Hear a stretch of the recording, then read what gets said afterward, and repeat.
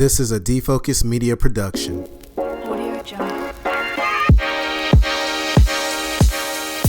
What's up, everyone? It's your favorite optometrist, Dr. Daryl Glover. And I'm Dr. Jennifer Lyerly, resident optometry nerd. And welcome to Defocus Media, optometry's #1 podcast, where we discuss the hottest topics, latest technology, eyewear, practice management, and more. So sit back, relax, and defocus. And welcome to a new Defocus Media podcast video cast. I'm Jennifer Lyerly, and I'm here with Daryl Glover. And we've got a guest that is a dear friend of the Defocus podcast, and we're always so excited to get a chance to check in with them. Dr. Howard Purcell, and he's dealing with a lot right now, just like all of us are in this time of COVID-19, and getting his perspective on a lot of things going on, both around the virus and what's going on in the greater community of optometry, is going to be an excellent thing this evening. So excited to get this chance to talk to you, Dr. Purcell. Thank you so much. I appreciate it. Looking forward to talking about a lot of important things we have going on. Mm-hmm. Well, let's just get caught up with your life. What's happening right now in your world as president of NICO? Wow. Where to begin? Well, let me start off by saying I'm a year and a half, almost a year and 3/4 into the job, and I cannot wait to get to work every day. I love being in academia. It has been such an inspiration for me, being around students who are so excited about optometry. I mean, to be truthful, when you're in the industry side, and I loved my time in industry, 25 years there, you do hear a little bit of moaning and groaning here and there. And when you hang around students all day, it's all about the greatest profession ever. They're all going to be the best optometrists they could ever be, and they're so excited. It's their dream come true. It's what they've always wanted. It's incredibly inspiring. So I am really enjoying every minute of it. Obviously, with the issues at hand, it has created some significant complexities, but you know what? People step up. It's really interesting, and I'm sure you guys have seen this in your world too.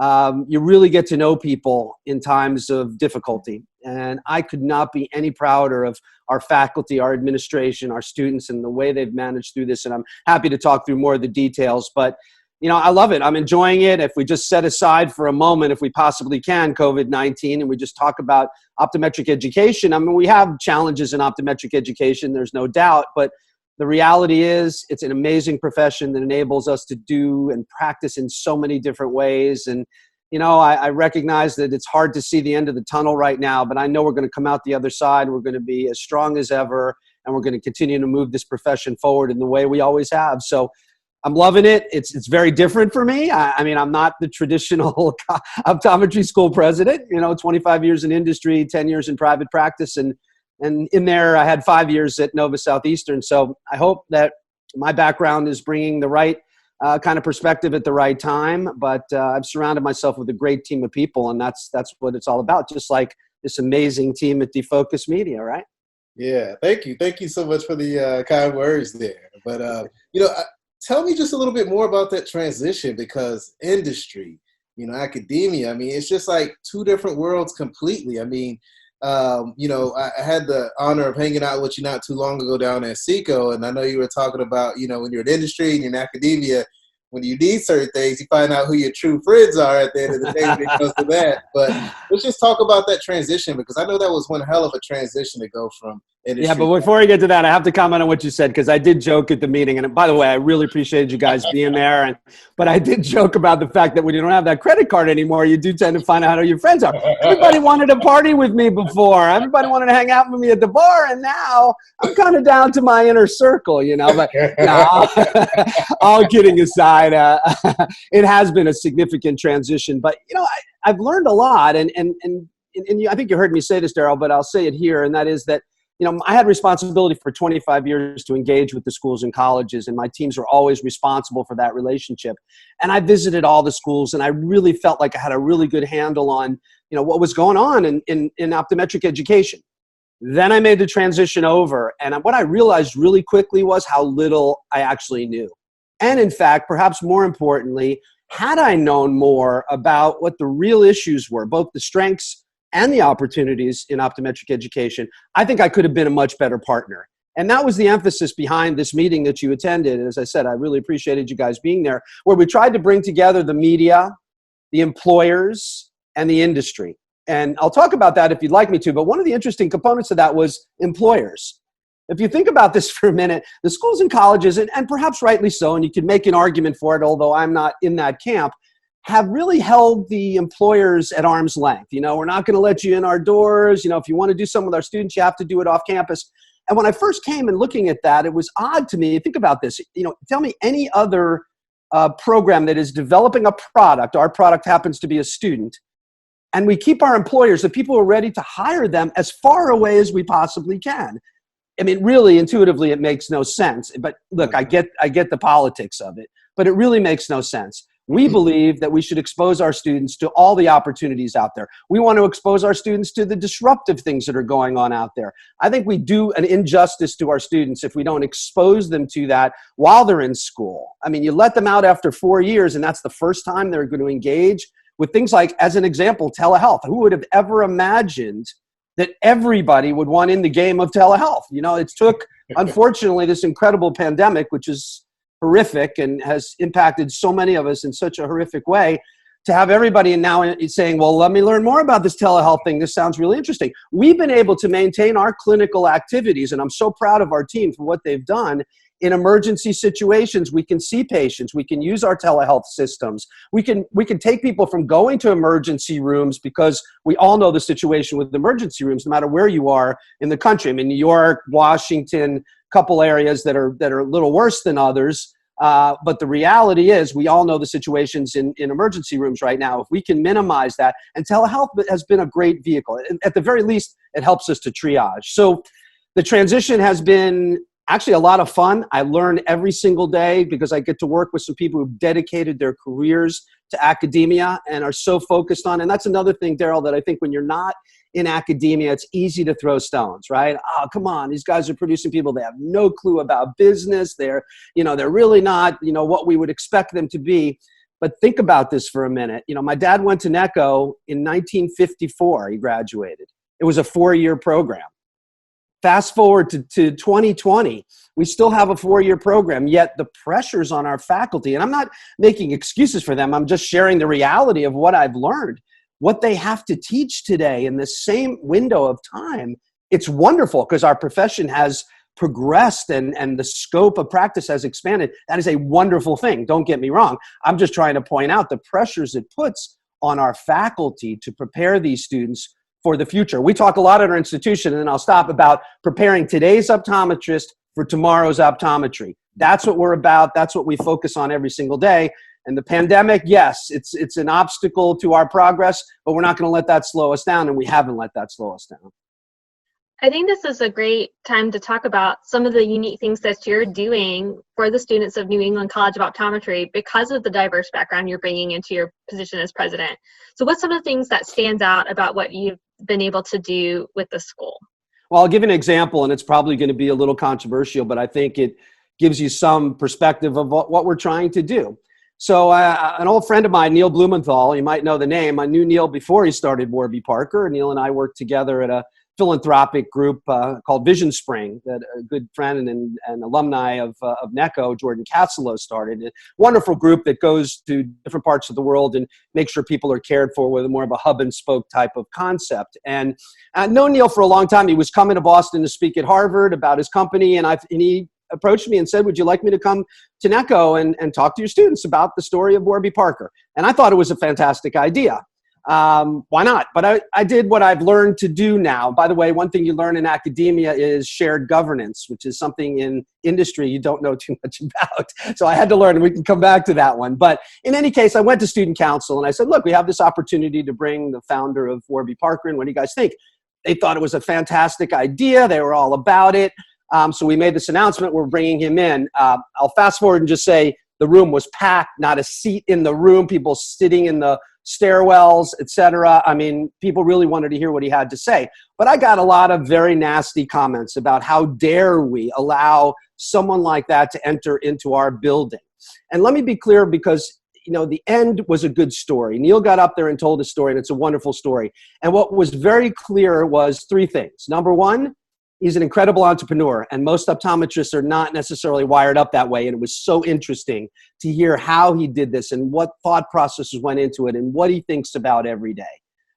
Number two, it was clear he's incredibly philanthropic. Warby Parker gave away their 5 millionth pair of glasses several months ago, so they probably have far surpassed that now. But the third thing, and I think equally as important, was how little he knew about optometry. Mm-hmm. And he was very quick to admit that. And I thought it really led to some great conversations, which whether we like it or not, whether you think this is a good news scenario or bad, if you now walk into Warby Parker's, you're going to see full exam lanes with comprehensive eye exams going on there. And I am not taking any credit for that at all. I'm just suggesting by having the dialogue and engaging, and our students asked great questions, and he listened, and I think the end result of this was a reinforcement at the very least of, I like the idea. He still likes this idea of manipulating around in some of these more virtual means, but he understood the value of a comprehensive eye exam. Now, you may not love that Warby Parker's doing comprehensive eye exams in their facilities, but the reality is I personally think it's better than trying to push some online refraction that we all know we worry about the health of our patients' eyes. So just one example, and I think it gives you an overarching example of the things that we're trying to do to expose our students. Students are so smart. At our meeting, we did this industry collaborative that I think Daryl had alluded to earlier. We had a panel of students. And we basically asked them all to tell a bit about themselves, and then we opened it up for questions. We had set aside about an hour for that panel. And literally, we could have gone on for 3 hours. And I was so impressed with how our students handled it. When they didn't know something, they didn't answer it. They showed their passion. I'm not sure what our audience expected, but they were absolutely blown away by the caliber of the optometry student today. And I will tell you, go to any optometry school in the country, and you will see an incredibly committed, smart, well-educated, and focused on helping people and making a difference in the world. It's incredibly inspiring. So, bottom line was, being able to see the students, engage with them, help them understand it, and having those students be in a room with all these leaders in the industry, that's the kind of thing we need to do. We can't hide things from students and hope that at some point maybe they'll see it, but not under our watch. I think quite the opposite. So that's kind of the mode we've been in, is exposing them to things. And they ask incredible questions. They have no preconceived notions about anything. And so their questions are so good and so unfiltered that I think everyone really enjoyed it. By the way, we also had a panel of faculty, and that was equally as I think productive in terms of exchanging and really the essence of it was, and I think this helps answer your question of where we're going, is let's lift up the hood and say, we're willing to show you the good and the bad, because I believe that if we do that, we can create better partnerships with the industry in a way that can be very productive. And I want to add the caveat, because I do take this critique every once in a while. I'm not suggesting industry and employers and the media should dictate our curriculum and the way we operate from that standpoint. But what I am saying is, without them, I don't think we can be as successful as we can with them. So let's find a happy medium. It doesn't have to be you can't get in our door, or you're going to dictate everything we do and we're going to change the name of our college, but for you. No, but there's a happy median somewhere that says, let's work together. And I will tell you, they all left their competitive spirits at the door. That included the media and everybody, and they were willing to work together. And that's what resulted in the meeting in Atlanta, which turned out to be one of our last get-togethers as an organization, to say, let's sign a proclamation. I wanted people to just put their money where, not their money, but put their name where their mouth is, to say, we're willing to work on these 10 outcomes. So we had essentially 10 outcomes that came from that meeting of the key elements we believe we need to work on as a profession to continue to see the growth and success our profession has experienced. So I hope that gives you some perspective of the things we're trying to do. I'm really proud of the team for their creativity, and I really I've loved how students have reacted to it. Yeah, I had the opportunity of hanging out with you at SECO and being a part of this meeting. And Jen, just sitting in that room with, all the industry giants, just your key opinion leaders, just the energy, the attention that was just, focusing on the topic at hand. It was just one of those things that it was like, you're only going to experience that once in your life. I mean, it was so vibrant in that room. Thank you for saying that, Daryl. If I may just interrupt you, I appreciate you saying that.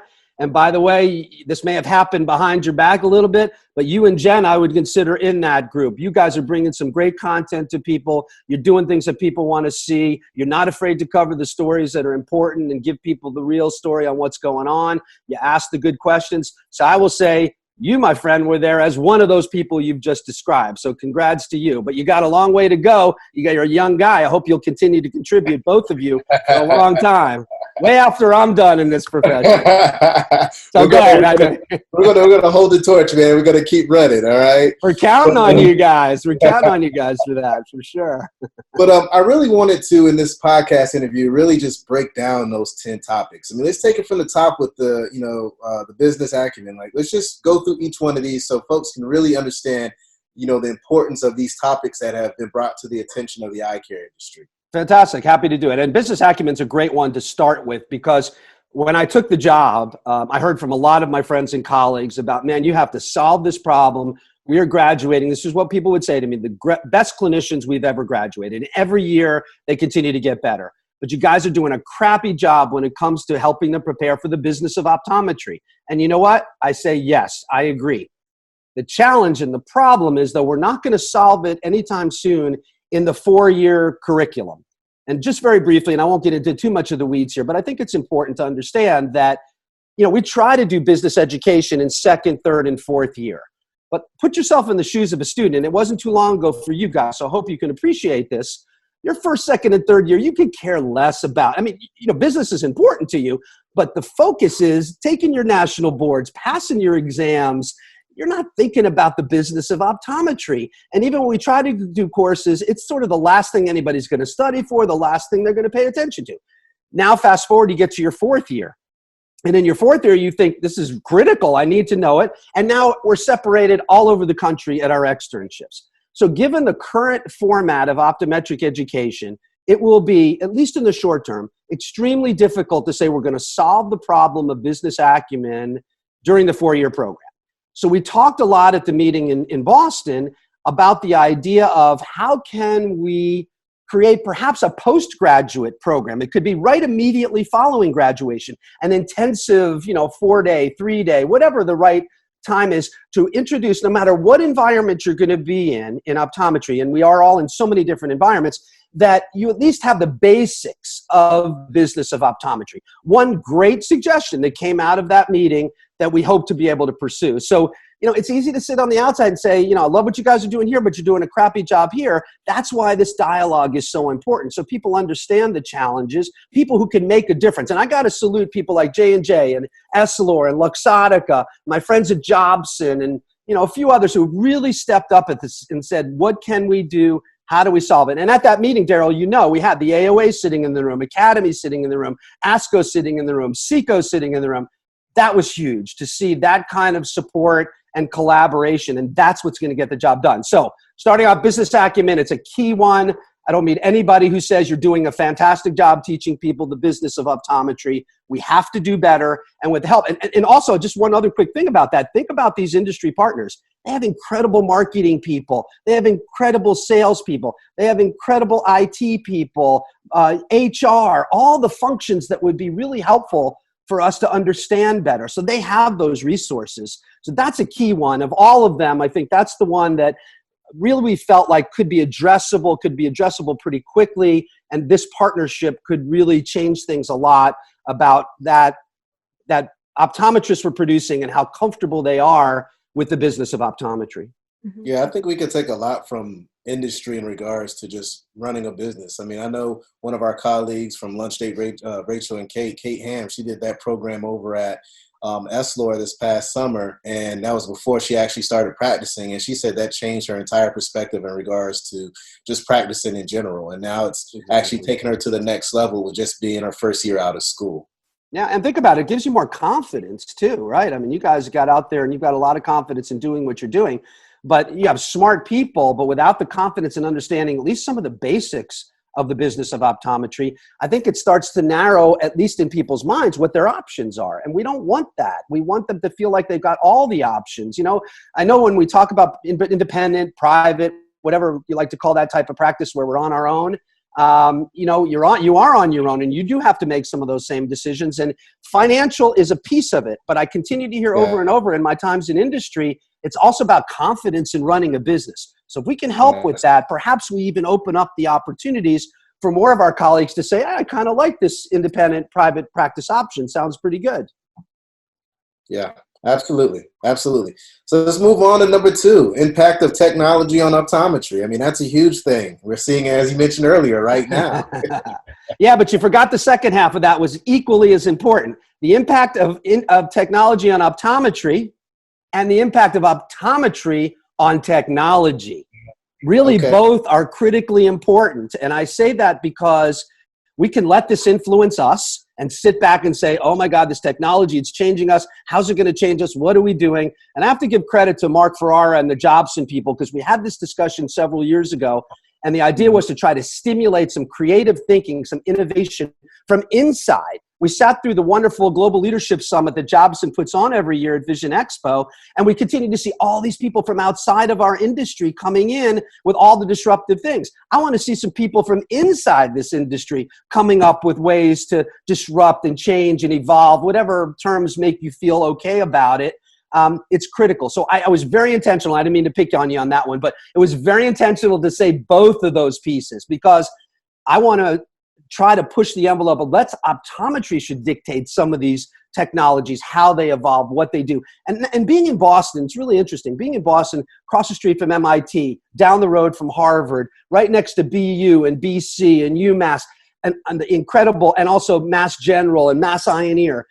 The stuff that's going on in this city is amazing. And one of the advantages actually we have at being at Nico, just saying, is that we're in the heart of that. And we're really trying to take full advantage. So it's critical. This telehealth thing, there's always a silver lining, I hope. It may be a little too soon to be talking about silver linings with regard to this pandemic. But if there is a silver lining, I think it's a couple things. We're learning that we can teach and teach effectively, virtually, certainly on the didactic side. And we're also learning that telehealth can be an incredible vehicle when used appropriately. And I want to be clear that I'm not suggesting that we start treating everybody through telehealth. In fact, our institution has been working hard at validating, and I think that's really important. We're working with a lot of these telehealth companies to help them validate their technology. But optometry needs to be involved. I love my friends at the AOA. I love my friends who are in optometric leadership. But we have to be involved in the discussion. We want a seat at that table.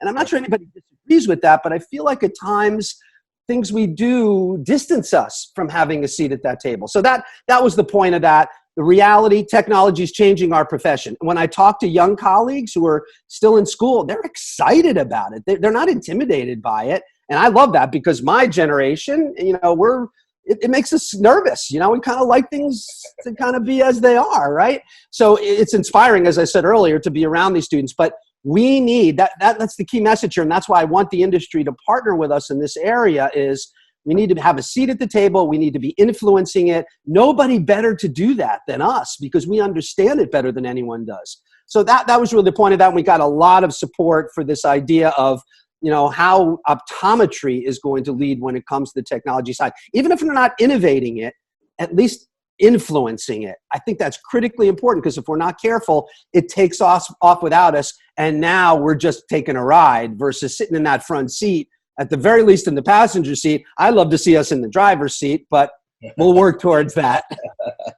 I like the way you think. You and I have all three of us have kind of seen eye to eye. I love how you guys push the envelope on things too. And that's why I'm always happy and flattered and honored actually to participate in these discussions. Well, we have a lot of love for you, man, because you were like our first big major podcast. I hope you were going to remember that. I was with you guys at the beginning, and it was a lot of fun then. And I'm so really actually proud and thrilled to see how this has evolved and how much people enjoy, and not surprising, listening to the things that you put out there, and the fact that you want to tackle some of the important issues that are on everyone's mind. So, but yeah, I'm proud of that as well. The fact that we were in it a little bit together at the beginning, and I appreciate that opportunity. Absolutely. Not needless to say, this little Essilor-Luxottica thing was going on.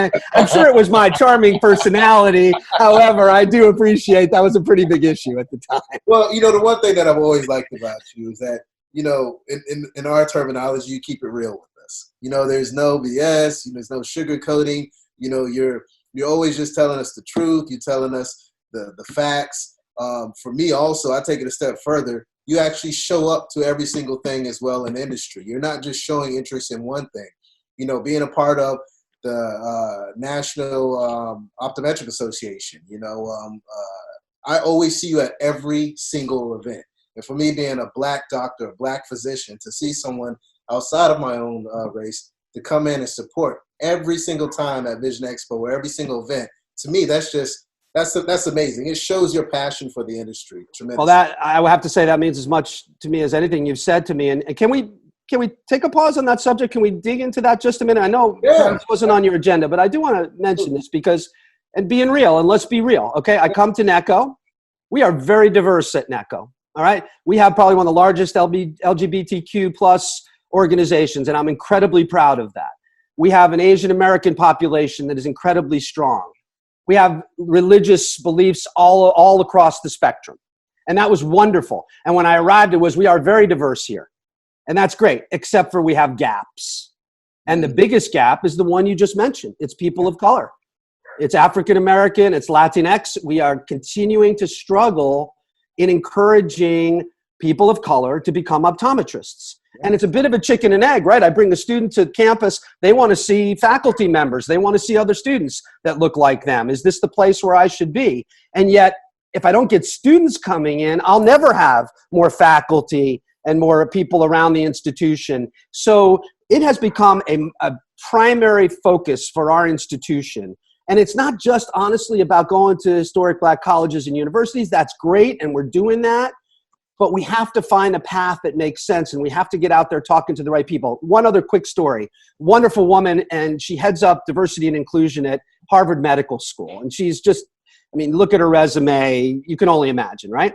And I went to visit her because someone introduced me to her, and I just had a quick conversation with her. So you've been at Harvard Medical School for 20 years. You can have the pick of any students in the entire country. That's would be my perception. What medical student doesn't want to go to Harvard Medical School, right? It's pretty much anyone. So tell me, how would you rate how you've done in 20 years at bringing a diverse and inclusive environment to Harvard Medical School? Now, I'll caveat the answer by saying she's a very humble person. So she's never going to give herself a 10. She said, you know what? Honestly, I would probably give myself a 6. And I was actually shattered by that. Here is someone who could have, in my mind, the pick of anybody she wants. She has this incredible credentials and background. She happens to be African American as well. And yet she still would give herself a score of 6 on how well she's done. It was a bit demoralizing, I have to say, for about a minute and a half. And then we had some great discussions about how we can improve that and what perhaps my institution, could do to try to support that. And we're working together with her, along with an agency that we brought into the institution to say, I want to do an assessment of where we are today. Before we go out there and start saying we're going to get aggressive in recruitment, we better make sure our own house is in order and that we have an environment that is inclusive and that is diverse and that is equitable. And you know what? You've said keeping it real. I'll tell you, there's been some surprises. I knew we weren't perfect, but we've got a lot of work to do. And that's where we're going to start. We're going to create an environment where people feel comfortable being, and everybody feels inclusive. And this is a project we've been working on. The students are involved, the faculty is involved. And I'm sorry to get a little on my soapbox, but you mentioned it, and it's such a key element for us. And I think it's a key element for the future of our profession. Our patients tend to look like us.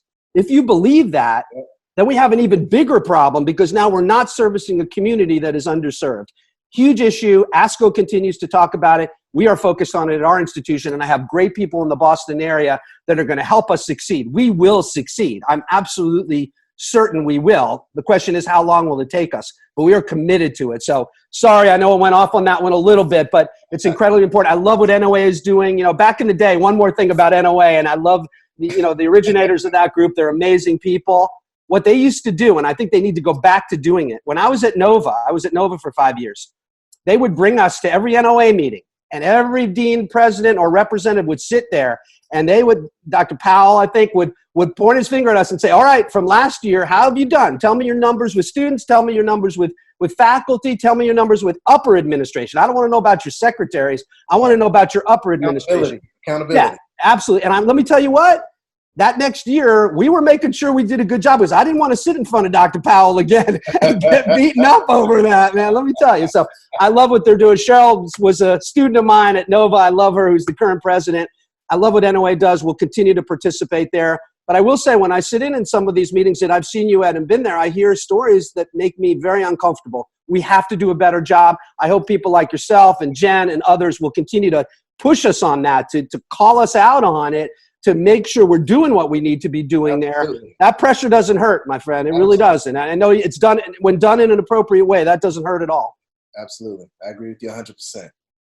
Dr. Purcell, I know we're not going to have a lot of answers this evening as the country is dealing with what coronavirus is doing across all industries, but could you give us some insight on what issues you're facing at the college right now with this disease? Yeah. And first of all, I want to wish all your listeners and the two of you, to be healthy and be careful. It's a scary thing. And I have to admit right up front, it's scary. But you know what? The reality is we're going to get through this. The challenges at the school are twofold. They're in one way similar, very similar to what our colleagues are facing, what you guys are facing in practice, which is how do we continue to care for our patients? We can't abandon our patients. But for us, we have to protect our students and our faculty. And so as a result, we've really had to pull back on our clinical activities. From a financial standpoint, that's a huge hit, but it's the right thing to do, and we absolutely have to do it. So as I mentioned earlier, we've moved to telehealth. So we are still there for our patients. We're triaging patients through a telehealth vehicle. And if we need to see them, our faculty will go to our clinics and see them if necessary. 9 out of 10 cases, we're able to talk to them. We're able to deal with things, and we can actually ship contact lenses. Candidly, a lot of the triage has been, oh my God, I'm out of my contact lenses and I need my lenses. So we got to deal with the basics as well. But telehealth has been a great resource for that. But listen, I recognize the pressure it puts, and we have the same pressures now. Our income has dropped significantly, yet we don't want to do anything but continue to take care of our people, our employees, our students, and everybody involved, our faculty. So that is a huge challenge. As long as this lasts for, a short window, and nobody knows really, right? But as long as this lasts in a short window, 2 to 3 months, I think most of the schools and colleges can manage that in whatever way they choose to do it. In our case, we're in very good shape financially, so we are prepared for, a 3-month, a 4-month kind of issue. A year-long issue, and we are all going to have serious consequences from something like that we'll have to deal with. In the classroom, we had a little bit of an advantage there in that we had already done something called Panopto, where if you as a student wanted to see the lecture after at home and go through it, we had all recorded those things. Some of our faculty would do them live. So we were already in somewhat of a position to be able to manage that. And that we were able to turn on very quickly. So the didactic component of the program has really not missed much of a beat. The challenges will be, of course, in the grading process. The challenges will be with our students who may not have enough hours to graduate from the clinical side.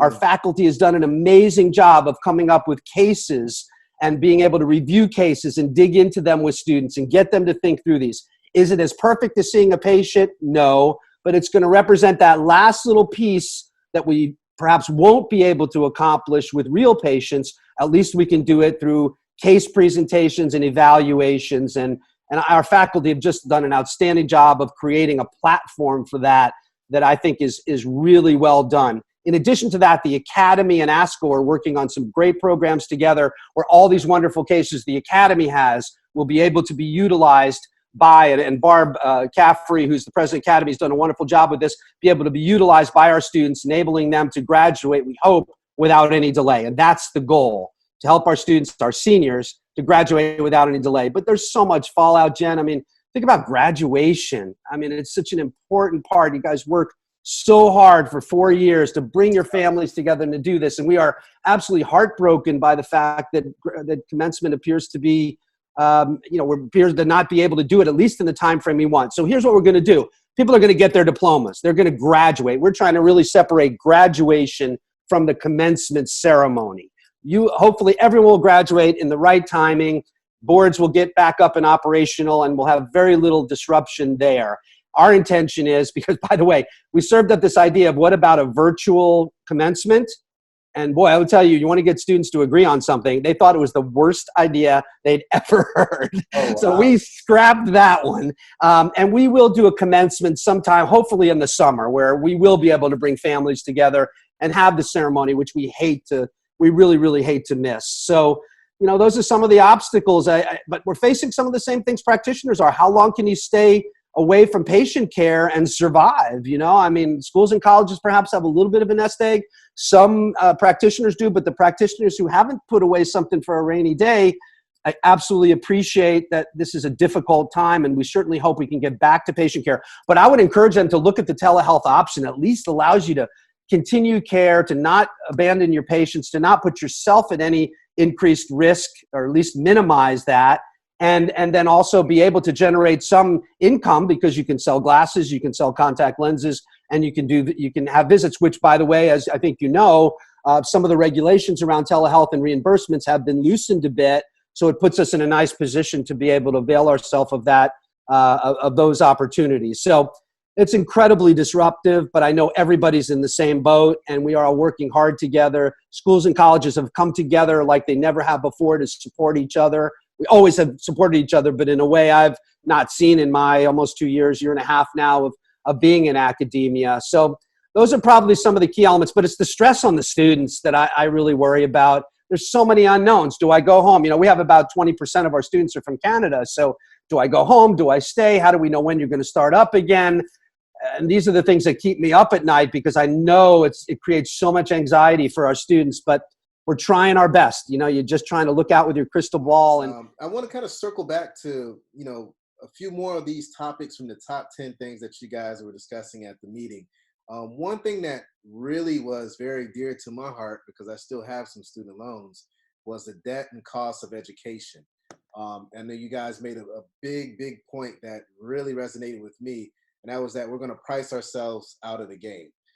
Let's really dive deep into that, because that's a topic that, the future folks that want to jump into optometry, current students, especially with this whole COVID-19 thing, they're really concerned about student loans and how they're going to pay this, especially if they lost their job or the practice closed or they're laid off. So let's just dive into this a little more in detail, Dr. Purcell. Yeah, and I'm actually glad you asked that. It is such a critical issue, and I'm not sure there's too many more important than that. It's getting, the students interested in optometry, and then how do we reduce debt and the cost of education? They are somewhat two separate issues.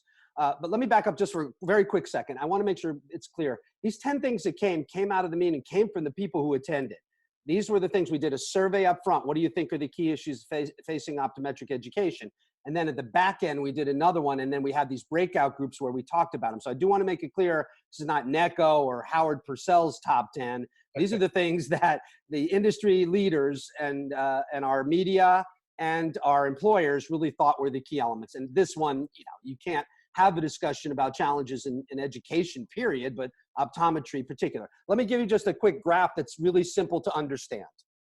Today, when you think about cost of living, just basic cost of living increases, you're probably looking at 2.5%, anywhere between 2 and 3% increase in cost of living, okay? So let's just agree to that. We could debate it, but let's just agree to that for a moment. Okay. What we've decided at our institution is we have to hold the increase, if we're going to increase at all, of optometric education to about 1.5%. In fact, we should try to keep it flat. But let's say for a minute that we can continue to increase at about 1.5% a year. Doesn't take a lot to do the math, right? If you're increasing somewhere between 2 and 3% in your costs, because that's cost of living, and the biggest cost we have is our faculty. They're the key, faculty administration, et cetera, right? Yeah. So if that's going up 2 to 3%, and yet we can only do our best to keep it flat at maybe 1.5%, it doesn't take a math genius to figure out those graphs don't go in the right direction. We have to address this. And so the key element is going to be, in my humble opinion, support from industry and from employers. They're going to have to get some skin in the game on this, provide more scholarships, provide opportunities. Let's go back to the old, and you guys have no idea what this probably even is, the old GI Bill approach, right? Okay, I'm an employer, and I want you to work for me, Daryl. And I love you because I think you're the right kind of guy for the place I need, and you're willing to go somewhere rural where we can't get optometrists to go. You know what I'm going to do for you? I'm going to pay for your education. I'm going to pay for those 4 years for you, and you agree to give me maybe 1 for 1. You're going to give me 4 years of working for me in a rural area where I really desperately need someone. Think about that for a minute now. You're walking out of optometry school with no debt. Well, let's say minimal debt. You're going to have a great job for 4 years, and then you can make up your mind where to go. One example of many of the ideas that came out of this good brainstorming session we had. But what became clear was we need help. We can't do it by ourselves. Costs continue to go up. And if we continue to raise tuition at 2, 3, 2.5%, 4% a year, we will very quickly price ourselves out of the game. It's an easy math problem. It's not that complicated. Now, the solutions are a little bit more complicated. The good news is industry and employers are ready to do those things. We have a few obstacles. There's some little legal matters. And when people listen to that, oh, well, we can't do that, we can't do that, we can't do that. Just like people are telling me we can't diversify, we can't bring more people of color into optometry. I think you're like me. You two guys are like me. Tell me I can't do something, and I'm going to do it. I'm going to prove you wrong. I promise you, I'm going to prove you wrong. So we're going to prove it wrong that legal issues get in the way, that we're worried about industry getting too much involved in academia. They have to, for our survival, in order to continue to get the best students to come to optometry. We cannot continue to increase the cost of education and that debt burden. I mean, every time I quote a number, I started off, I was saying 100, 150 and 175 and 200 and every time I say a number, students are telling me, no, it's actually more than that. What's the magic number that you've heard so far? Like, what's the average that you keep hearing? 180, somewhere in that ballpark, yeah, or higher. But you know what? We have to address it. We have to go. And the other piece, Daryl, and I mean this as no disrespect to anybody, and I hope no one takes it this way. We have to help young students who are coming into optometry school understand the implications of taking those loans and how to minimize that. Really interesting question that came out in the panel with the students. And I think the entire audience was just stunned by this. They asked our students, what is the top thing in your mind? What do you think you're thinking about all the time? You have to be thinking about the debt you're accruing. And what was really interesting to a person, we had 5 people on the panel, not thinking about that at all. Right now, I'm thinking about passing boards, passing my tests. When I get to graduation, I'll start thinking about my debt. And I think the room was just, people's jaws hit the floor. And I don't blame our students for that. I understand with the pressures, and we've already talked about this, with the pressures of optometry school, the way they are, it's intense, and you have to be thinking about those things. So now the burden becomes on administration, on industry, on employers, and even the media, where you guys can help us get these messages out. You play a critical role. And I don't care what our president of the United States says. You play a critical role. Sorry, I didn't mean to get political there. I'll apologize to my Republican friends. Anyway, you play a critical role in disseminating information, in challenging people, in asking the good questions. And I love that. And everything I've listened to what you guys do, you don't hesitate doing that. We have to do that. We absolutely have to do that because for the next 5 to 7 years, optometric education is in, at least my institution, because I know all the numbers, next 5 to 7 years, we're in great shape unless this pandemic turns out to be something far worse than we could ever, it already is far worse than we could imagine, but even extends longer. We're in pretty good shape for the next 5 to 7 years. After that, the numbers aren't working anymore. So here's the good news. We have about 5 years or so to have these good, important, hard discussions. And once we have those, we are smart. We have a lot of smart people in this industry. We will solve it, but we will solve it together, not in isolation, not in pointing fingers.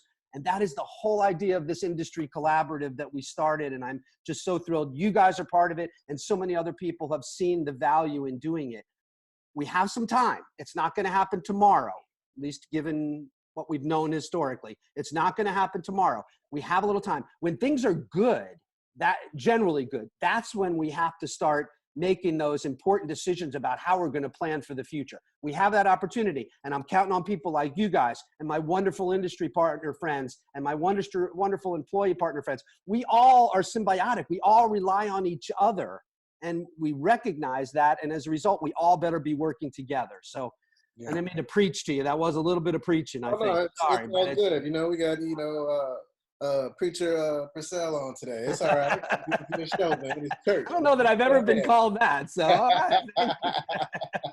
I don't mind it because it's important, and I know it's important. I know that's why you ask those good questions. Absolutely. We cannot ignore this. We cannot assume that rich kids are going to be able to keep coming to optometry school, and this is not going to be an issue. We have to have a diverse class, and therefore we better make sure that people who are underrepresented see a path, that people who can't afford optometry school see a path, and that the best of the best want to go to optometry school. Because you know what?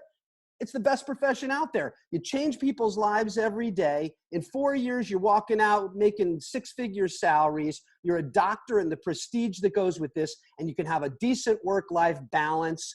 I mean, if I can talk to people about optometry, I can convince people it's a great profession. We just need to get out there more. And by the way, ASCO doing a great job with Optometry Gives Me Life and really trying to be proactive about showing people the path. And a lot of other people really doing a good job at trying to help promote the profession. We're the best kept secret in medicine, as far as I'm concerned, and we don't want to be the best kept secret. Absolutely. I hope I answered your question. You did. Absolutely, you did.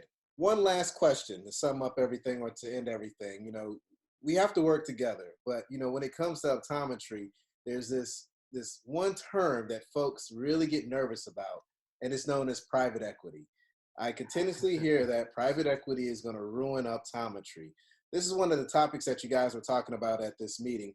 Elaborate on that in regards to the conversation and dialogue that actually took place in that room. Yeah. A lot of people are worried about it, and I think for good reason. I'll start with the end, and then we can backtrack. Okay. What I worry about the most is now you're going to have several thousand practices aggregated. And what private equity does, and I'm not throwing stones, I'm just talking reality, they're going to make their money and move on. What happens to these couple thousand, whatever number you want to put on it, 3,000, 4,000, I don't know, every time that's another one like tuition, or debt keeps going up every time I hear it. What is going to happen to those practices? They're going to knock on the door of the Essilors and these kind of people, maybe VSPs. I don't see them buying those huge numbers of practices. I don't see that happening. I really worry about the end of this story. I think it's great. A lot of our colleagues, the upside, starting at the beginning, people who were going to walk away from their practices or struggle selling them are now getting what in many cases they deserved and they should have gotten for their valuable practice that they've built. So from that standpoint, it's very appealing to people, and I see why it's grown the way that it has. The other reason, Daryl, if we're just being straight up with each other here, is most optometrists are not good business people. Mm-hmm. And as a result of that, a private equity person comes in who's all business-minded. They see so many ways to increase the profitability and lower the cost. Might not be things we really love to see, but they can do that pretty easily in the majority of these optometric practices. Right. So look, you know what? It's good in some ways. It's not good for everybody. What I would hope to see is before you get so excited about numbers and seeing numbers in your head, think about how long you built that practice. Think about the patients you serve and the way you've served them. You better be comfortable if you're selling that practice and somebody else making those decisions and doing it in a different way. For my colleagues who've done it, who've been happy about it, I salute them. But I talk to a lot of people who just don't even recognize their practice anymore, and it's incredibly difficult for them. We can't make private equity go away. What we can do is try to be really selective about decisions we make. And then here's the other piece, and I hope this will be the case. I hope my friends at Vision Source and my friends at iDoc and my friends at name all those out there who have private equity behind them as well can find ways for our young graduates when they come out to move into some of these practices, to help fund something like that, to help them be better business people. Then everyone wins. We have a more profitable practice. These aggregates, these alliances will continue to grow.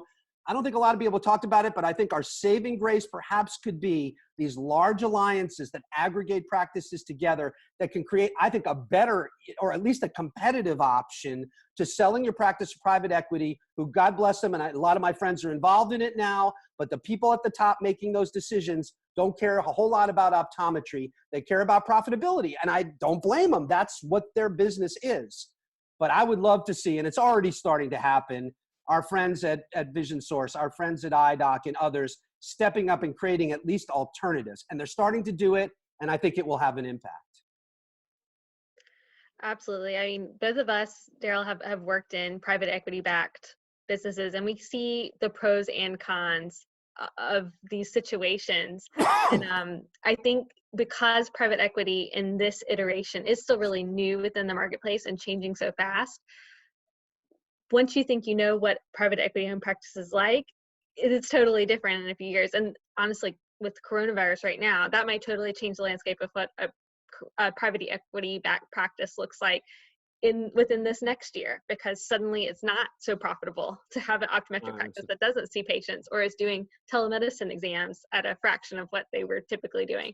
That's so right. That's so right. But you know what? These people are smart, by the way. And what they see is that, and this is a good lesson to learn for all of us from this experience of private equity, our practice can be more profitable. We can find ways to lower our cost, not by, using less quality product, but lowering our overall cost, increasing our profitability. That's so obvious. Otherwise, all these private equities would not be coming into this space and investing what they're investing. It's a great lesson learned. And honestly, and I think it's a great segue to tie back to where we started in business acumen, right?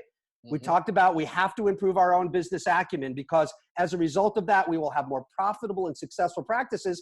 And when private equity comes knocking on the door, at least we have a choice to make. Hey, you know what? I see my practice continuing to grow.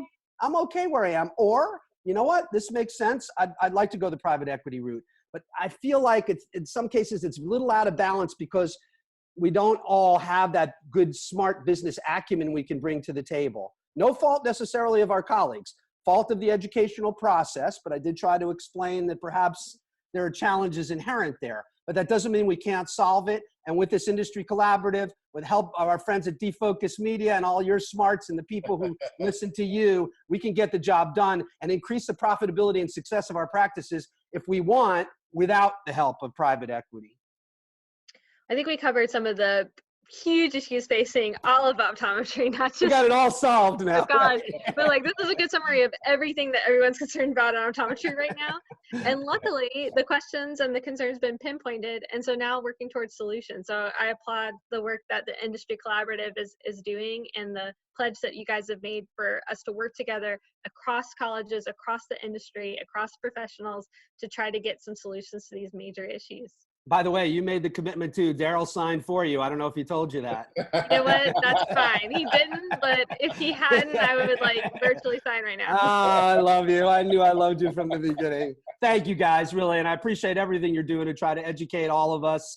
I salute you for your efforts. You're young people in this profession. You're the future of this profession. And I will tell you, and maybe this is a good way to end, the future of this profession is in great hands. I hang out with them every single day, and I know that's the case. I'm so excited about where we're going and what we have in front of us. And with help of people like you bringing these key issues to the table and giving us a forum to discuss it, we will solve it. So thank you guys very much.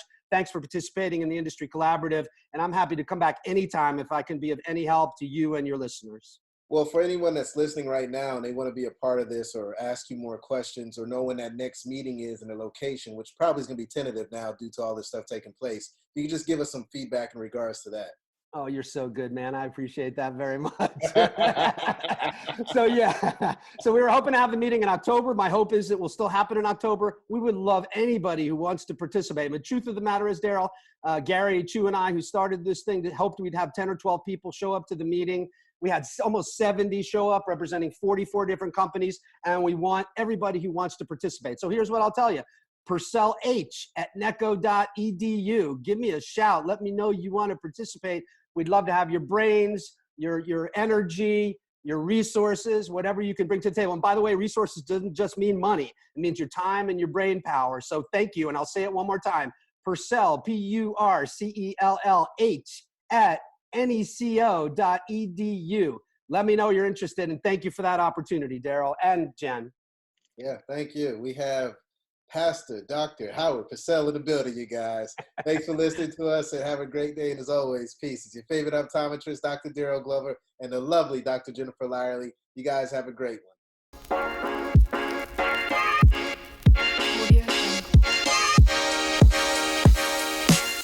All right, colleagues, and it's a wrap. Thank you dearly for hanging out with the Defocus Media team. We hope truly something resonated with you. And if it did, be sure to give us 5 stars. And make sure you follow us on all social media platforms. Facebook, Instagram, Twitter, LinkedIn, you named it. And our handle is at Defocus Media on all platforms. And until next time, be sure to keep it 2020. And we look forward to seeing you on the next episode.